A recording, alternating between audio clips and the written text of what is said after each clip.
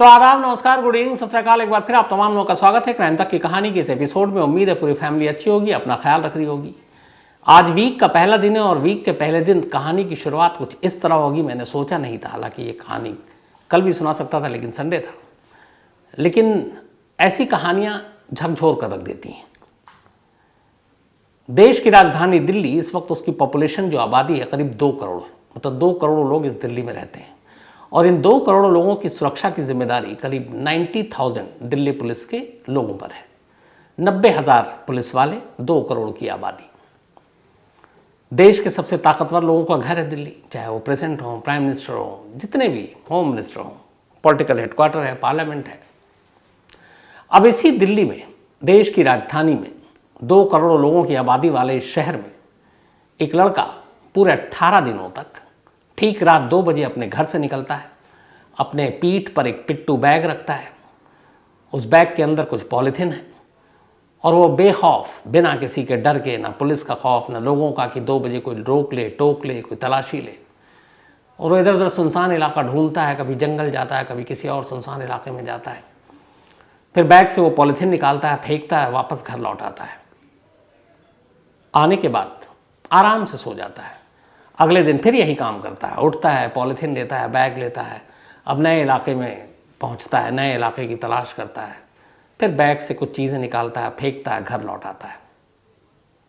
फिर तीसरे दिन भी यही करता है, फिर चौथे दिन भी यही करता है। इस दौरान में जब उसे भूख लगती, जोमेटो को ऑर्डर करता, खाना मंगाता, खाना खाता। उसी घर में जिस बेडरूम है वहीं पे फ्रिज है, उसी फ्रिज से पानी निकाल कर पीता, उसी फ्रिज से दूध निकाल कर चाय बनाता, और उस फ्रिज में बाकी भी सामान रखे हुए हैं कुछ। 18 दिनों तक ये सिलसिला चलता रहता है और किसी को भनक तक नहीं लगती। 18 दिनों तक एक लड़का हर रात ठीक 2 बजे निकले और 2 से 3 के दरमियान में इधर उधर जाए, कुछ चीज़ें फेंके और चलाए। कभी ना पुलिस, ना पीसीआर की गाड़ी, ना बैरिकेड, न किसी ने टोका रोका। ये देश की राजधानी का हाल है। अब उस बैग में क्या, वो लड़का क्या, ये पूरी कहानी, एक झकझोरने वाली कहानी आपके सामने है। कहानी शुरू होती है, हालांकि ख़त्म दिल्ली में हुई, शुरू होती है मुंबई से, और मुंबई से भी पहले पालघर से, महाराष्ट्र में। महाराष्ट्र में एक परिवार रहा करता था, विकास, जो इस परिवार के मुखिया थे, और इनका नाम था विकास वॉलकर। विकास वॉलकर इलेक्ट्रॉनिक शॉप थी इनकी, सर्विस का भी काम करते थे। परिवार में इनकी एक पत्नी सुमन, एक बेटी जिसका नाम श्रद्धा, 27 साल उम्र, और एक बेटा जिसकी उम्र 23 साल। 2018 में श्रद्धा नौकरी की तलाश में मुंबई पहुंचती है, पालघर को छोड़कर। इधर पालघर में जो पिता है वो अपनी बीवी और ये दोनों, बेटी और बेटा, से अलग रहते हैं। श्रद्धा अपनी माँ और भाई के साथ रहती थी, पिता जो है विकास वो अलग रहते थे। 2018 में वो मुंबई आती है। मुंबई के मलाड में आखिरकार कुछ अपने दोस्तों की जान पहचान से एक मल्टीनेशनल कंपनी के कॉल सेंटर में उसे नौकरी मिल जाती है। अब वो मुंबई के मलाड में ही एक किराए का कमरा लेती है और वहाँ रहने लगती है और अपना कॉल सेंटर में काम करती है। इसी कॉल सेंटर में आफ्ताब नाम का एक और लड़का काम करता है, आफ्ताब पुणे वाला, और यहीं दोनों की मुलाकात होती है। पूरा नाम है आफ्ताब अमीन पूनावाला। इसकी उम्र करीब 30 साल। तो इसी कॉल सेंटर में मलाड के आफ्ताब काम कर रहा होता है पहले से। बाद में श्रद्धा आती है। करीब 8-9 महीने बीतते हैं। इन 8-9 महीने के बीच में आफ्ताब और श्रद्धा दोनों आपस में बातें करते हैं, धीरे धीरे दोस्ती होती है और फिर प्यार हो जाता है। प्यार हो जाने के बाद, चूंकि श्रद्धा के घर वाले पालघर में, वो मुंबई में, इसी दौरान में एक रोज़ घर पहुंचती है श्रद्धा पालघर, और अपनी माँ को बताती है कि एक लड़का है आफ्ताब, जिसे उसके साथ उसे प्यार हो गया है, और अब दोनों वहीं मलाड में एक घर में, लिव इन में, दोनों एक ही कमरे में रह रहे हैं, और मैं उससे शादी करूंगी। माँ ने समझाया कि ऐसा नहीं हो सकता, हमारा परिवार, ख़ानदान इसकी इजाज़त नहीं देगा, इंटर रिलीजन मैरिज है, वो मुस्लिम है, तुम हिंदू हो, कास्ट भी जो है वो अलग अलग है। बात पिता तक पहुंची। विकास ने भी इस बात का विरोध किया, पर वो मानी नहीं। उसने झगड़ा किया, अपना सारा सामान उठाया, और उसने कहा आज के बाद ये सोच लेना कि तुम्हारी कोई बेटी नहीं है। 2019 की बात है ये, शुरुआत की। और अब श्रद्धा वापस मुंबई आ जाती है। अब वो मुंबई में आफ्ताब के साथ लिव इन में रहने लगती है। माँ बाप गुस्सा थे, कुछ वक्त तक बेटी से बात नहीं की, लेकिन माँ होती है। माँ ने 1-2 बार उसको फ़ोन मिलाया, श्रद्धा ने भी बात की, माँ ने फिर समझाया, पर वो मानी नहीं। हो सकता था माँ बाद में मना भी लेती, लेकिन तभी जनवरी 2020 माँ सुमन, श्रद्धा की, उनकी मौत हो जाती है। अब सुमन की मौत के बाद श्रद्धा को जब पता चलता है, वो अपने घर जाती है, जो भी रस्में थे उसमें शामिल होती है और फिर वापस लौट आती है। माँ की मौत के बाद अपने पिता से वो कुल 2 बार फ़ोन पर बात करती है। बातचीत में उसके पिता ने बताया कि वो जब पूछते हैं कि तुमने इरादा बदला, तो वो कहती है कि आफ्ताब मुझे कभी बार मारता पीटता भी है, डांटता भी है। तो उन्होंने उसे समझाया भी कि लौट आओ, ऐसे रिश्ते को तोड़ दो, पर उसने कहा नहीं। फिर उसने माफ़ी मांग ली, सॉरी बोल दिया, सब ठीक है, मैं लौटने वाली नहीं हूँ। अब ये वहीं मुंबई में रह रहे हैं। 2 बार के बाद अब पिता से भी बातचीत बंद, भाई है उससे भी बातचीत बंद। अब एक बेटी एक दूसरे शहर में, मुंबई जैसे शहर में अकेले रह रही है, लिव इन में एक लड़के के साथ, फैमिली पालघर में है, फ़ोन पे बात नहीं हो रही है। बाप बेटी, माँ बेटी या भाई, इनका रिश्ता बहन के साथ बड़ा करीबी होता है। तो अब क्या करें? गुस्से में लेकिन पिता की उसकी बात नहीं मान रही है, वो बात नहीं कर रहे हैं। लेकिन श्रद्धा के कुछ दोस्तों के नंबर श्रद्धा के भाई के पास भी थे, श्रीजय नाम है उसका, और पिता के पास। तो कभी कभार वो उससे खैरियत पूछ लेते उसकी कि वो ठीक है। फिर लगता कि कई बार क्यों पूछें, तो इन्होंने एक नया तरीका निकाला। श्रद्धा के मोबाइल के व्हाट्सअप स्टेटस, उसकी तस्वीरें, डीपी, ये चीज़ें जब जब बदलती तो उन्हें लगता चलो बेटी है, ठीक है, एक्टिव है। उसके फेसबुक प्रोफाइल पे जाते हैं, वो नई नई चीज़ें लिखती, वो पिक्चर डालती जैसे, तो उन्हें लगता कि चलो ठीक है, कहीं घूमने गई है तो उसकी पिक्चर डाली, तो बेटी सही सलामत है। ये बात की तसल्ली रहती बाप को। अब कुल मिला के कहानी ये है कि बेटी आफ्ताब के साथ है, घर वालों से अब रिश्ते अच्छे नहीं हैं। इधर आफ्ताब का परिवार भी अब जब धीरे धीरे उसके दोस्तों रिश्तेदारों को पता चलता है कि एक लड़की के साथ लिव इन में है और वो लड़की मुस्लिम नहीं है, तो वो लोग भी इसका विरोध करते हैं। इसके बाद अब दोनों का ये था कि मुंबई में ज़्यादा दिन रहने का नहीं है। किसी ने कहा कि दिल्ली में अच्छी नौकरी मिलेगी, तो दोनों तय करते हैं कि चलो रिश्तेदारों से दूर, दोस्तों से दूर, एक नए शहर में जाकर अपनी ज़िंदगी बसाते हैं। 8 मई 2022, 8 मई 2022 को आफ्ताब और श्रद्धा दिल्ली आते हैं ट्रेन से। दिल्ली आने के बाद पहली रात 8 मई को आए थे, 9 मई को यहाँ पहुँचे। इन्होंने पहाड़गंज के एक होटल में रूम लिया और वहीं रात को रुके। नेक्स्ट डे फिर ये एक दूसरे इलाके में जाते हैं, सैजुद्दौला जाब, साउथ दिल्ली में। वहाँ पे ये एक होटल किराए पे लेते हैं और रूम पे वहाँ पे रुकते हैं।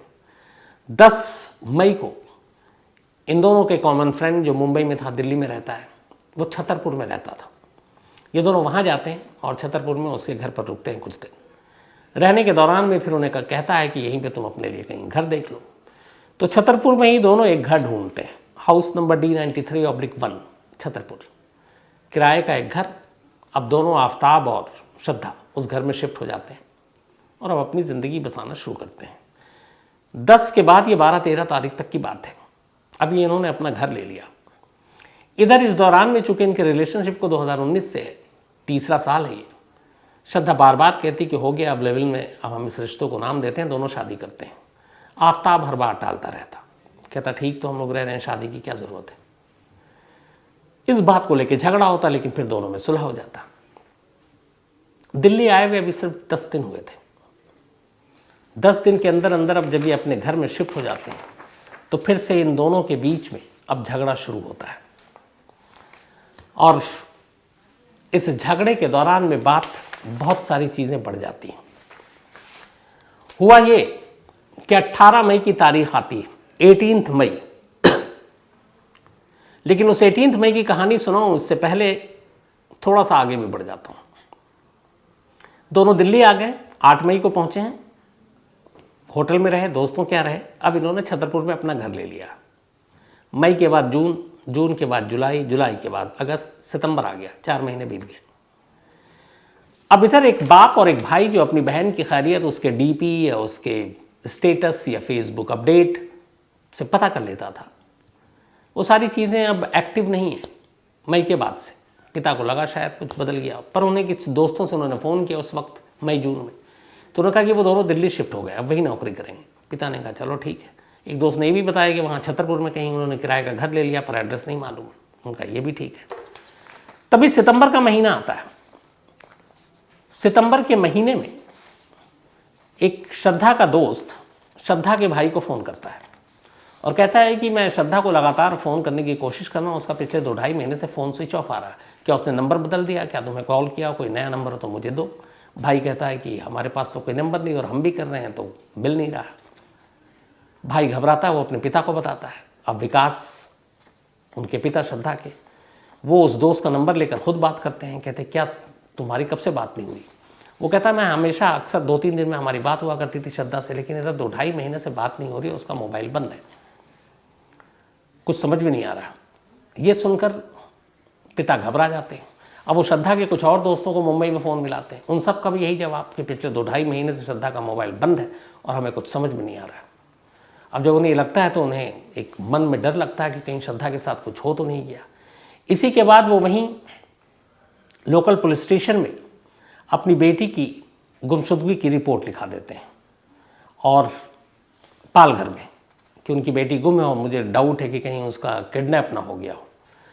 तो अब उन्होंने वहाँ लोकल पुलिस स्टेशन में खबर लिखाई और ये भी लिखाया कि आखिरी उसके बारे में जानकारी ये थी कि वो मुंबई से दिल्ली गई है। तब पालघर के लोकल पुलिस स्टेशन में मुकदमा दर्ज। पुलिस ने कहा कि देखिए आपकी बेटी अगर छतरपुर गई है तो मामला दिल्ली का है और छतरपुर इलाका जो है वो महरौली पुलिस स्टेशन में पड़ता है, तो हम ये केस ट्रांसफ़र कर रहे हैं और दिल्ली पुलिस से हम हेल्प लेंगे। अब उन्होंने दिल्ली पुलिस को पालघर पुलिस ने भेज दिया कंप्लेन। अब इसके बाद दिल्ली में महरौली पुलिस स्टेशन में रिपोर्ट लिखा दी जाती है गुमशुदगी की। विकास जो श्रद्धा के पिता हैं वो दिल्ली पहुंच जाते हैं। दिल्ली आने के बाद 9 नवंबर अभी 5 दिन पहले वो महरौली पुलिस स्टेशन जाते हैं और जाकर कहते हैं कि ऐसी से उनकी बेटी है श्रद्धा, हमने वहाँ रिपोर्ट लिखा है, आपके यहाँ ट्रांसफ़र हुई और उसका कोई अता पता नहीं है, 2-2.5 महीने से मोबाइल बंद है। पुलिस डिटेल लेती है, तस्वीर लेती है, कहाँ रहते हैं, तो बताते हैं कि ये है। फिर किसी तरह से आफ्ताब का नंबर भी मिल जाता है, पुलिस को वो नंबर देते हैं। अब छतरपुर में है लेकिन घर का पता नहीं मालूम है। खैर पुलिस आफ्ताब के मोबाइल को सर्विलांस पे लगाती है, नंबर चालू था, लोकेशन देखती है, दिल्ली में ही था। इसी लोकेशन और मोबाइल के ज़रिए, इलेक्ट्रॉनिक सर्विलांस के ज़रिए महरौली पुलिस आफ्ताब तक पहुंच जाती है। आफ्ताब घर में था और जो घर था वो वही महरौली छतरपुर में जो डीएल घर का पता बताया आपको, वहीं रह रहा था। पुलिस जाकर पूछती है कि आपके साथ श्रद्धा रह रही थी, वो कहाँ है? आफ्ताब कहता है कि हमारी लड़ाई हुई थी 18 मई को, 6 महीने करीब पहले, और उस लड़ाई के बाद श्रद्धा गुस्से में घर से निकल गई, बोली मैं वापस मुंबई जा रही हूँ। फिर मैंने उसे काफ़ी फ़ोन करने की कोशिश की लेकिन मोबाइल स्विच ऑफ था। तो उसके बाद मेरी बात नहीं हुई, मैंने भी ढूंढने की कोशिश नहीं की। तो पूछा क्यों झगड़ा हुआ? उसने कहा अक्सर झगड़ा होता था, फिर बार बार एक ही चीज़ को लेकर होता था, वो था शादी। अब पुलिस ने आफ्ताब के मोबाइल से ये चेक किया तो पता चला कि श्रद्धा का मोबाइल 18 मई के बाद से 19 मई से ही स्विच ऑफ है और कभी आफ्ताब ने उसको कॉल करने की कोशिश भी नहीं की। बार बार जब उसे सवाल किए गए तो वो अपने कई बयान से पलटता रहा, कई बार कुछ बोलता, कई बार कुछ बोलता। पुलिस को डाउट हुआ। आखिरकार पुलिस उसे फिर महरौली थाने लेकर आई और तसल्ली से पूछताछ की। तसल्ली से जब पूछताछ की तो इसके बाद आफ्ताब ने एक ऐसी कहानी सुनाई जो शायद 2 करोड़ की आबादी वाले इस दिल्ली शहर और 90,000 की दिल्ली पुलिस की मौजूदगी में न ऐसी कहानी इससे पहले सुनी गई ना सुनाई गई। एक रोंगटे खड़े कर देने वाली कहानी, हैवानियत की इंतहा की कहानी। उसने जो कहानी सुनाई वो ये कि दिल्ली आए हुए 10 दिन हो चुके थे। उसने किराए का घर ले लिया था, छतरपुर में रह रहा था। 18 मई की रात खाना खाने के बाद श्रद्धा के साथ उसका झगड़ा हुआ। फिर बात शादी में आई, उसने शादी करने के लिए कहा, मैंने उसको टाला और इस बात पे बात बढ़ गई। मुझे बहुत तेज़ गुस्सा आया, मैंने उसका गला ज़ोर से पकड़ लिया और फिर मैं तब तक दबाता रहा जब तक कि उसकी सांसें टूट नहीं गई। श्रद्धा मर चुकी थी। कत्ल करने के बाद अब वो आराम से उस लाश के साथ उसी कमरे में बैठता है। अब सोचता आगे क्या करना है। इसके बाद उस लाश को एक तरफ रखता है। मई का महीना है, दिल्ली में उमस और गर्मी है, और आराम से उसी कमरे में सो जाता है जिस कमरे में उसने अभी अभी श्रद्धा को मारा और उसकी लाश पड़ी हुई है। सुबह उठता है। सुबह उठने के बाद वो मार्केट जाता है। वहीं लोकल मार्केट में एक तिलक इलेक्ट्रॉनिक शॉप है, वहाँ से एक बड़ा सा फ्रिज खरीदता है। एक दूसरी दुकान से आरी खरीदता है। तीसरी दुकान से कुछ पॉलीथीन खरीदता है। एक पिट्ठू बैग खरीदता है, ये सब सामान लेकर घर आता है। दोपहर के बाद वो श्रद्धा की लाश को बाथरूम में ले जाता है। अब बैठकर वहाँ तसल्ली से आरी से श्रद्धा की लाश के टुकड़े करता है। लाश के टुकड़े करता, पॉलीथीन में डालता, पॉलीथीन के एक तरफ कर देता। अब एक ही दिन में पूरी लाश के टुकड़े नहीं हो सकते थे, आधे अधूरे टुकड़े हुए। उसने उन पॉलीथीन के टुकड़े को फ्रिज में रखा, बाकी जो लाश अभी आधी अधूरी थी उसको भी फ्रिज में उसने किसी तरह घुसा दिया। उसी फ्रिज में उसके पीने का पानी था, उसी फ्रिज में दूध थी जिससे वो चाय बनाता था, और फ्रिज बंद कर दिया। बाथरूम को धोया। लगभग अब लाश 24 घंटे पुरानी हो रही थी, मई का महीना, गर्मी, उमस, बदबू आने लगी। उसने बाथरूम को धोया, पूरा बाथरूम को। इसके बाद परफ्यूम पूरे कमरे में दरवाजे पर छिड़का ताकि बाहर बदबू ना जाए। फिर जोमेटो को ऑर्डर किया, खाना मंगवाया, खाना खाया, उसी फ्रिज से पानी निकाली जिस फ्रिज में लाश के टुकड़े हैं, और इत्मीनान से सो गया कुछ देर के लिए। ठीक रात 2 बजे वो घर से निकलता है, 19 मई। कुछ टुकड़ों को एक पिट्ठू बैग में डालता है, बैग को कांधे पर डालता है, दरवाज़ा लॉक करता है, घर से बाहर जाता है पैदल। पैदल जाने के बाद वहाँ से थोड़ी दूरी पर महरौली का जंगल शुरू होता है। कुछ लोग टकराए भी, किसी ने पूछा नहीं, लोग आ जा भी रहे थे, लेकिन लोगों की भीड़ कम थी। महरौली जंगल सुनसान। वहाँ से उसने बैग खोला, पॉलीथीन निकाली और जंगलों के बीच में उसे उछाल कर फेंक कर वापस घर आ गया। घर आया, बैग रखा, सो गया। अगले दिन सुबह उठता है, उसे फ्रिज से दूध निकालता है, चाय बनाता है, चाय पीता है, नाश्ता करता है, फिर लग जाता है बाथरूम में बैठकर उनको टुकड़ों को करने के लिए। टुकड़े करता है, फिर पॉलीथीन में डालता है, फिर बाकी हिस्सा फ्रिज में रखता है, फिर जोमेटो से ऑर्डर देता है, खाना मंगाता है, खाना खाता है। अब रात 2 बजे का इंतज़ार कर रहा होता है, फिर 2 बजता है, फिर कुछ टुकड़ों को बैग में डालता है, निकल पड़ता है। इस बार महरौली जंगल के अलावा कोई दूसरी सुनसान जगह देखता है, एक सुनसान जगह है, वहाँ पर भी ले जाकर टुकड़ों को उछाल देता है पॉलीथीन समेत। फिर घर आता है, फिर सो जाता है। 18 मई से लेकर 5 जून तक यह सिलसिला चलता रहता। 18 मई के बाद 19 मई से उसने शुरू किया था बाहर निकलना, और 5 जून आखिरी किश्त उसने फेंकी थी। 19 मई से लेकर 5 जून, और रात टाइम चुना था ठीक 2 बजे का। हर रात 2 बजे ही निकलता वो। महरौली के जंगल, छतरपुर, आसपास के, और कभी एक जगह पर नहीं फेंकता, अलग अलग। उसे ये था कि अगर कभी कोई कहीं किसी के हाथ टुकड़ा लग भी जाए तो लाश की असलियत नहीं पता चले, और तब तक पता नहीं चलेगी जब तक टुकड़ों एक ना हो। तो फेंकता रहा, बेखौफ रात को निकलता रहा लाश के टुकड़ों के साथ। कभी डर नहीं लगा कि पुलिस पकड़ लेगी या लोग पकड़ लेंगे, तलाशी होगी। लेकिन 19 मई से लेकर 5 जून तक, 18 दिनों तक वो श्रद्धा के लाश के टुकड़ों को दिल्ली के अलग अलग इलाकों में फेंकता रहा, और आकर वैसे ही नॉर्मल ज़िंदगी जीता रहा। इन 18 दिनों में उसने अपने किसी पड़ोसी से किसी से कोई बात नहीं की। 5 जून को जब सारी लाश की किस्त खत्म हो गई, फिर उसने फ्रिज को साफ किया, और उसके बाद उसी जगह रहने लगा। हौसला इतना उसका कि उसे ये यकीन था कि शायद कभी उस तक पुलिस नहीं पहुंचेगी, कभी वो पकड़ा नहीं जाएगा। इसलिए उसने उस फ्रिज को भी डिस्ट्रॉय नहीं किया। पढ़ा लिखा था, उसे मालूम है कि फॉरेंसिक एविडेंस इस फ्रिज से कलेक्ट हो सकता है, बट ओवर कॉन्फिडेंस और खौफ का ना होना। वो आराम से उसी घर में रहा। 6 महीने बीत गए। 18 मई को कत्ल किया था, और अभी 13 जून, कल की बात है ये। लगभग 6 महीने किसी को कानो कान खबर नहीं हुई कि दिल्ली में एक लड़की का कत्ल हुआ। उस लड़की का एक घर के अंदर उसकी लाश के टुकड़े हुए। उस लड़की के उस लाश के टुकड़ों को 18 दिनों तक एक शख्स हर रात 2 बजे लेकर निकलता रहा और फेंकता रहा दिल्ली के अलग अलग इलाकों में, और लोग तो छोड़िए, पुलिस तक को इसकी भनक नहीं लगी। एक पिता को जब ये पता चला कि उसकी बेटी का मोबाइल बंद है उसके एक दोस्त से, तब उसने खोजबीन शुरू की, और ये खोजबीन आकर महरौली पुलिस स्टेशन में ख़त्म हुई, और तब कहीं जाकर ये सारा सच सामने आया। 5 दिन की पुलिस रिमांड में भेजा गया है आफ्ताब को। पुलिस उसे लेकर लगातार उन जगहों पर जा रही है जहाँ जहाँ उसने लाश के टुकड़े फेंके हैं। लेकिन दिक्कत यह है कि 6 महीने हो चुके हैं। वो मई का महीना था, और मई, जून, जुलाई बहुत गर्मी, उसके बाद फिर बरसात। और ऐसी ऐसी जगहों पे जहाँ जंगली जानवर भी होते हैं, उन टुकड़ों का मिलना मुश्किल है। शायद कुछ टुकड़े शायद मिले भी हैं, कुछ हड्डियाँ मिली हैं, फॉरेंसिक जांच के लिए भेजी गई है। पुलिस ने उस फ्रिज को अपने कब्जे में लिया, फॉरेंसिक जांच के लिए भेज दी, उससे पता चल जाएगा, क्लियर हो जाएगा। जो कुछ हड्डियाँ और बाकी चीज़ें मिली है उसके डीएनए से भी पता चल जाएगा कि ये लाश श्रद्धा की ही है। और आफ्ताब इस वक्त दिल्ली पुलिस की हिरासत में है। अब यहाँ पे कई चीज़ें हैं। एक, हमेशा एक कहते हैं माँ बाप बच्चों से कि तुम्हारी भलाई के लिए कह रहे हैं,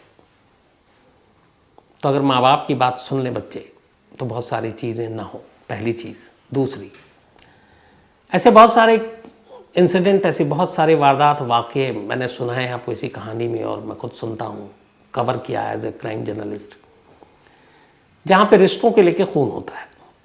पति पत्नी के बीच में कोई और, गर्लफ्रेंड बॉयफ्रेंड, लिव इन में रहने वाले। एक बड़ा सिंपल और सीधी सी चीज़ है। दो इंसान जब रिश्तों में होते हैं तो दोनों एक साथ मर्जी से आते हैं, दोनों एक दूसरे को मर्जी से पसंद करते हैं, एक दूसरे को मर्जी से प्यार करते हैं, रहने का फैसला उनकी मर्जी से होता है। तो अगर न रहना हो, अलग होना हो, डिवोर्स लेना हो, या फिर एक दूसरे से रिश्ता ख़त्म करना हो, तो क्या इसमें दोनों की मर्जी से इस मसले का हल नहीं हो सकता? किसी की जान लेने की नौबत क्यों आनी चाहिए? इस केस में भी अगर शादी की बात थी, नहीं थी, और वो जिद कर रही थी, आफ्ताब ये भी कर सकता था कि ठीक है मैं नहीं रहूँगा तुम्हारे साथ और नहीं करूँगा शादी, तुम्हें जो करना कर लो, और अलग होना है। अब बाकी केस, कानून, बाकी चीज़ें देख लेते हैं। लेकिन उसे जान लेने का हक, और इस बेदर्दी से, एक तो पहली चीज़ कि जिसके साथ आप लगभग 3-4 साल से रिलेशन में हो, जिसके साथ आपने प्यार किया, कैसे वही इंसान उसी शख्स का एक तो कत्ल कर सकता है और फिर यूं हैवानियत की तरह उसके लाशों के टुकड़े कर सकता है? सोच से परे की चीज़ है। लेकिन अफसोस की बात यह है कि हमारे इर्द गिर्द, हमारे समाज में, अलग अलग शहरों में, इस देश में, दुनिया में ऐसे वाक्य सुनने को मिलते रहते हैं और ऐसा होता है। फिर वही बात होगी, कड़ी से कड़ी सज़ा मिलनी चाहिए, इसके लिए कोई और रहम की गुंजाइश नहीं होनी चाहिए। बिल्कुल है, लेकिन उन माँ बाप, उसके दोस्तों पे क्या बीतेगी जब उन्हें इस कत्ल की पूरी असलियत और जिस तरीके से कत्ल के बाद सारी चीज़ें की गई उसकी बारीकियों से जब उन्हें जानकारी मिलती है। क्योंकि हमारा आपका तो ये है कि मैंने ये कहानी सुनाई, ये इंसिडेंट हुआ, आपको बताई, हम भूल जाएंगे।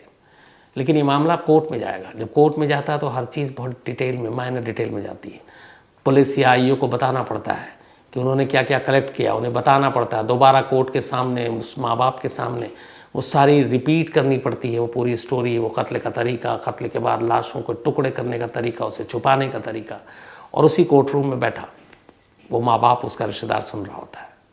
तो सोचिए, जब ये सारी चीज़ें हुई, एक तो हो गया, फिर से वही बाप और भाई को सुनने को मिलेगा, तो फिर उनके दिल पे क्या बीतेगी।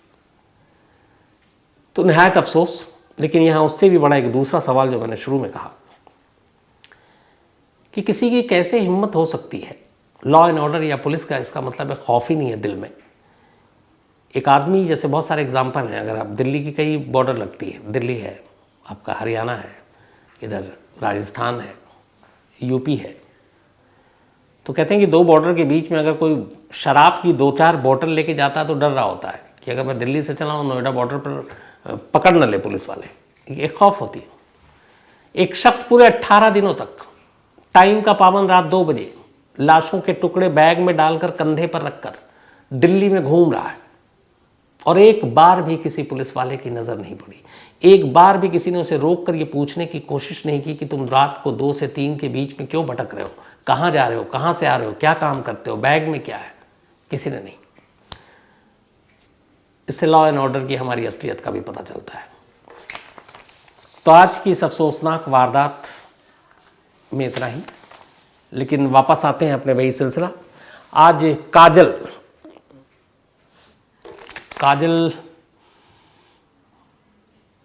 का बर्थडे है और ये बहन है सुभाष की, तो हैप्पी बर्थडे काजल।